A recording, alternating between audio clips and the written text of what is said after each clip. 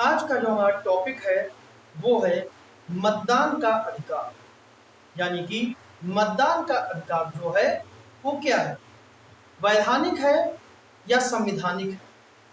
आज इसी विषय में आज हम पढ़ने का प्रयास करेंगे कि मतदान का अधिकार जो है वो कैसा है, भारत में इसकी कानूनी स्थिति क्या है, भारत में इसका संवैधानिक विकास क्या है, यही को हम समझते हैं। भारत में मतदान के अधिकार की कानूनी स्थिति पर आज भी बहस जारी है। हालांकि यह संविधान से लिया गया है, लेकिन वर्तमान में इसे भारतीय कानून के तहत एक वैधानिक अधिकार के रूप में मान्यता है। ठीक है।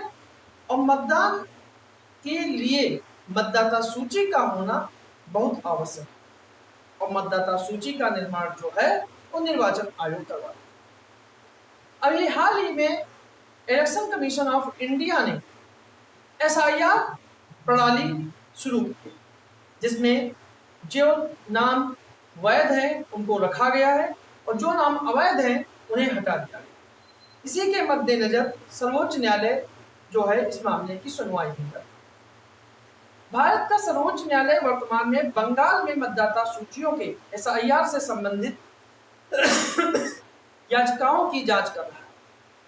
इसमें एक महत्वपूर्ण कानूनी प्रश्न फिर से उठ खड़ा हुआ है कि भारत में मतदान के अधिकार की जो स्थिति है वो क्या है,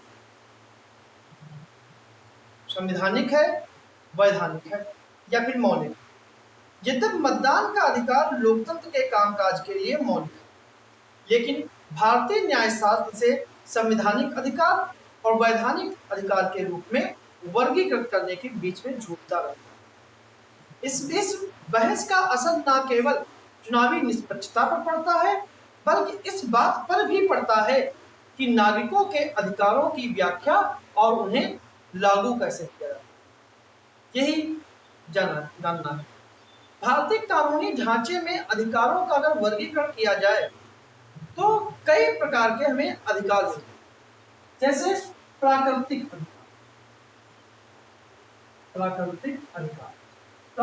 अधिकार भी जो है वो एक प्रकार के अधिकार जो हमें जन्मजात मिलते हैं, जिनका विभाजन नहीं हो सकता, जैसे जीवन और स्वतंत्रता का अधिकार। हालांकि ये प्रत्यक्ष रूप से लागू करने योग्य नहीं है, फिर भी न्यायालय मौलिक अधिकारों के माध्यम से इनकी व्याख्या करता है और व्याख्या कर सकता है। दूसरे आते हैं मूल अधिकार। मूल अधिकार क्या होते हैं? ये संविधान के भाग 3 में दिए गए हैं, अनुच्छेद 12 से लेकर 35।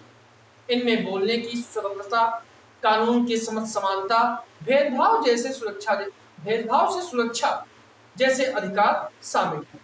इन्हें अनुच्छेद 32 के तहत सर्वोच्च न्यायालय और 226 के तहत उच्च न्यायालय इन्हें लागू करवा। तीसरे हैं संवैधानिक अधिकार।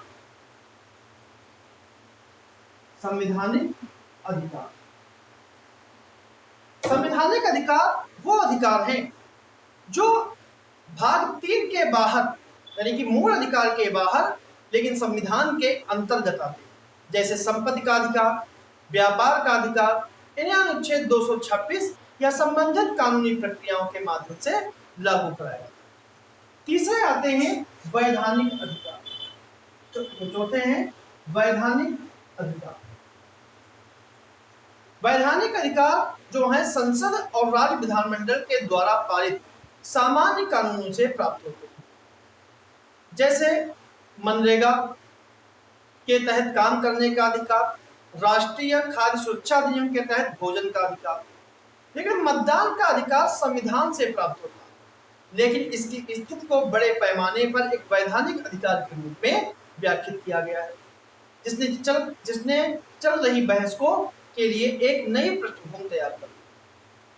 भारत का जो संविधान है उसमें अनुच्छेद 326 जो है वो सार्वभौमिक वयस्क मताधिकार की गारंटी देता है, यानी कि जिसमें कहा गया है कि 18 वर्ष या उससे अधिक आयु का प्रत्येक नागरिक मतदान करने का हकदार है, बशर्ते वह कानून के तहत अयोग्य घोषित न हो।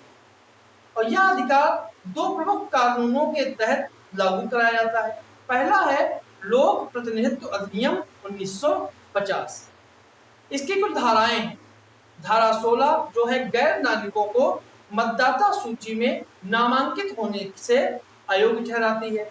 और धारा 19 जो है वो अनुसार जो धारा 19 है वो कहती है कि मतदाताओं को पात्रता तिथि पर सामान्य निवासी होना चाहिए और उसकी आय 18 वर्ष या उससे अधिक होनी चाहिए। तो पहला जो अधिनियम ये है। दूसरा है लोक प्रतिनिधित्व अधिनियम 1951। इसकी धारा 62 जो है ये कहती है कि कानून के द्वारा अयोग्य घोषित या कारावास में होने की स्थिति को छोड़कर सभी पंजीकृत व्यक्तियों को मतदान करने की अनुमति है। ये कानून मतदान के लिए वैधानिक ढांचा बनाते हैं, जिससे यह धारणा बनती है कि मतदान का अधिकार निरपेक्ष नहीं है बल्कि विधायी योग्यताओं के अधीन है। मतदान के अधिकार की स्थिति के लिए कई वाद भी हुए हैं, जैसे एनपी पोन्नुस्वामी वाद। ये वाद आया था 1952 में। इसमें सर्वोच्च न्यायालय ने माना कि मतदान का अधिकार जो है वो पूरी तरह से वैधानिक है। फिर इसके बाद ज्योति बसु मामला 1982 में आया। इस मामले में भी सर्वोच्च न्यायालय ने पुनः पुष्टि किया कि मतदान ना तो मौलिक अधिकार है और ना ही सामान्य कानून अधिकार है, यह एक वैधानिक अधिकार है।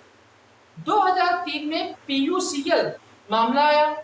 इसमें न्यायमूर्ति पीवी रेड्डी ने टिप्पणी की कि भले ही मतदान का अधिकार मौलिक अधिकार ना हो, फिर भी इसे संवैधानिक अधिकार माना जा सकता है।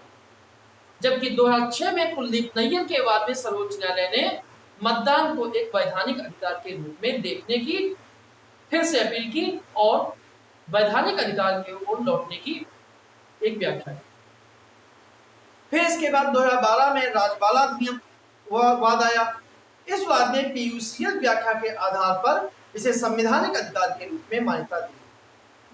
फिर उसके बाद 2023 में अनूप बरनवाल मामला आया।